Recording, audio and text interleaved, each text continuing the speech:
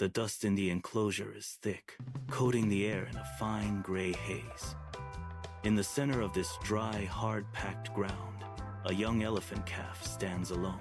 Its legs are spindly, trembling under the weight of its own confusion. A heavy iron chain is locked tight around its front leg, the metal cold and biting against the skin. The chain disappears into the earth, anchored deep beneath the surface, holding the calf to a single, fixed point. Beyond the perimeter, blades of lush, green grass sway in a gentle breeze, mocking the barren circle of dirt. The calf shifts its weight, ears flicking, and leans toward the green horizon. The iron shackle digs deeper, pressing into the soft tissue of its ankle.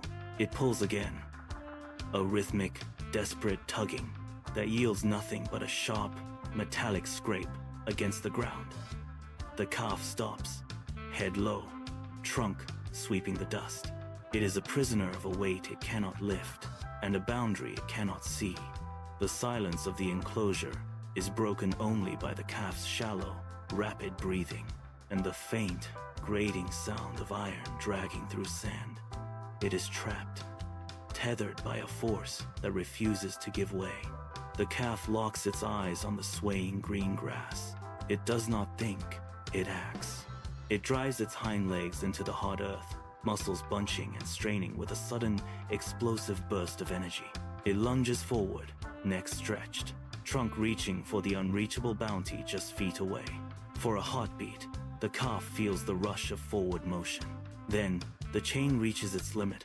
The iron link jerks taut with a violent, bone-jarring snap. The momentum that carried the calf forward is instantly reversed. The force slams into its leg, tearing through the resistance of its own weight. The calf is ripped off its feet mid-stride and thrown backward through the air. It crashes into the dirt with a heavy, sickening thud. Dust billows upward, choking the air, swirling around its small, sprawled frame. The calf lies still for a second, stunned by the suddenness of the stop. The boundary is not just a suggestion. It is a physical wall that punishes movement with pain. The calf pushes itself up, legs trembling, dust clinging to its damp skin. It shakes its head, ears flapping, trying to clear the ringing in its skull. It looks at the grass again. The hunger is still there, sharp and demanding. It lunges forward, a second time, a third, a fourth. Each attempt is a mirror of the last. The chain jerks, the iron bites, and the calf is slammed back into the dirt. The ground is no longer just earth. It is a surface that bruises and scrapes. The calf lets out a sharp, high-pitched trumpet, a sound of raw frustration. It scrambles up, ignoring the ache in its joints, and charges again. The result is identical. The chain holds. The calf collapses, panting, its chest heaving in shallow, ragged breaths. It looks down at its front leg. The skin is raw, torn by the constant friction of the iron cuff. A dark, wet stain spreads across the gray dust where the metal bites into the flesh. The calf tries to stand, but its legs buckle under the weight of its own fatigue. Each movement now brings a fresh sting of pain, a reminder that the boundary is absolute. The frantic lunges ceased. The calf stopped trying to break the iron. It stood in the center of the dust, chest heaving, legs trembling with the weight of its own exhaustion. The silence that followed was heavy, pressing down on the enclosure like a physical shroud. It looked at the grass beyond the perimeter. The green blades swayed in the light breeze, a taunting Sups Thomas. The calf did not charge. It did not pull. It simply watched. The fire that had driven its earlier attempts flickered, dimmed, and finally went out. Every muscle in its body went slack. It no longer tested the tension of the chain, nor did it lean into the weight of the metal cuff. It stood perfectly still, feet planted firmly. The world outside the circle of the chain ceased to be a destination. It became a memory of a place it could never reach. The calf lowered its head, trunk hanging limp, eyes fixed on the dirt beneath its feet. It stood in the center, silent, waiting for nothing. Seasons bled into years. The small, trembling calf vanished, replaced by a mountain of gray muscle and thick, weathered hide. The elephant grew until its shoulders towered over the enclosure, its presence shifting the very air around it.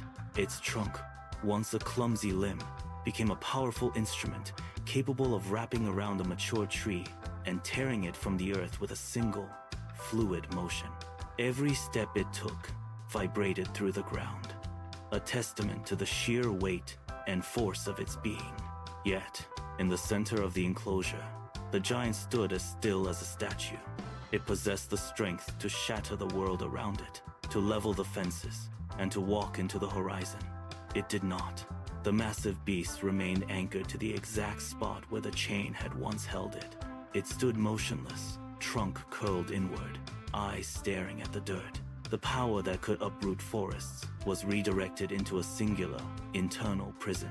It did not test its strength against the boundaries of the yard. The giant was awake, breathing, and alive, yet it remained shackled by the ghost of a metal cuff that had long since rusted away.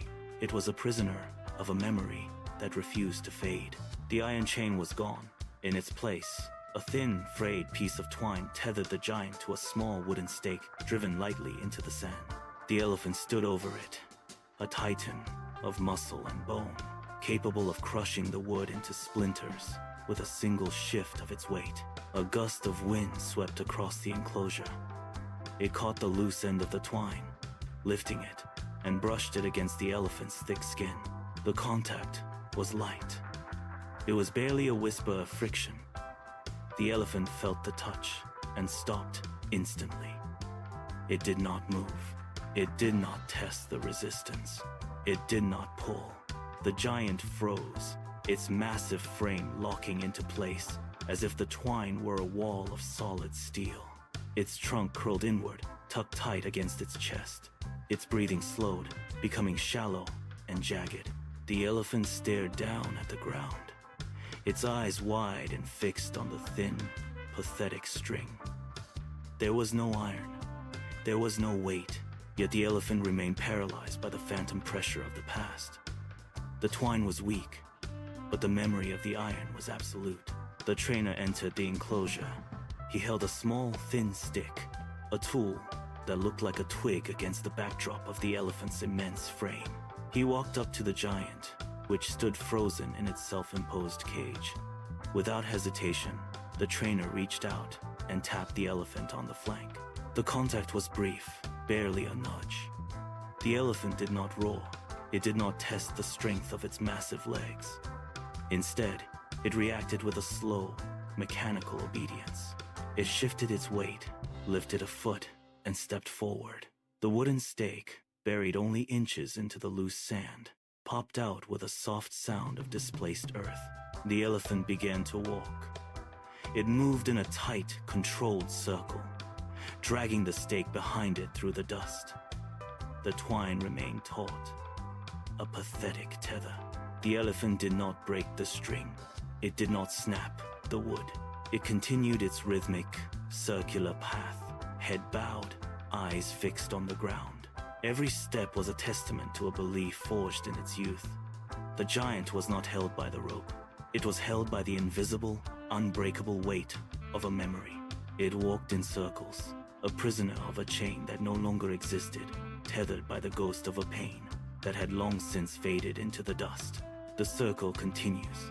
The dust rises and settles, marking the same path over and over. But look closer at the giant. Look at the way it moves, the way it bows its head to a tether that cannot hold it. Now, stop. Look at yourself. You are that elephant. The enclosure you pace is not built of stone or iron. The weight you feel pressing down on your shoulders is not a physical shackle. You face obstacles every day, walls that seem impenetrable, boundaries that dictate where you can go and what you can achieve. You believe they are real. You believe they are absolute, but they are not made of iron. They are made of habits, of old stories you tell yourself, and of fears that have long since lost their power. You carry the memory of past failures like a heavy chain, even when the chain has been replaced by something as fragile as a piece of twine. You have grown. You have gained strength. and you have become capable of uprooting the very things that once held you back. Look down at your leg. See the twine. It is thin, frayed, and barely holding its shape against the wind. It is not an iron shackle. It is not a cage. It is a choice you make every single morning.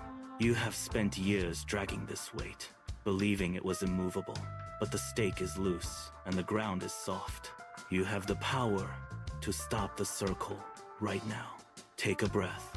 Feel the strength in your shoulders, the weight of your own potential, and the reality of your current freedom.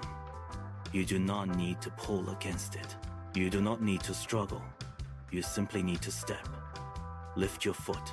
Feel the tension as the twine pulls against your skin, and realize that it is only a suggestion. It is a memory of a pain that no longer exists. Now, push. The wood shifts. The earth gives way. The stake pops out of the sand with a light, hollow sound. It is done. The tether is gone. You are no longer moving in circles. You are moving forward. The path ahead is wide, open, and entirely yours to define. The weight you carried was never the rope. It was the belief that you were still bound. That belief is broken. The enclosure is empty. Walk away from the dust. Walk toward the horizon. The giant is free, and the path is finally clear.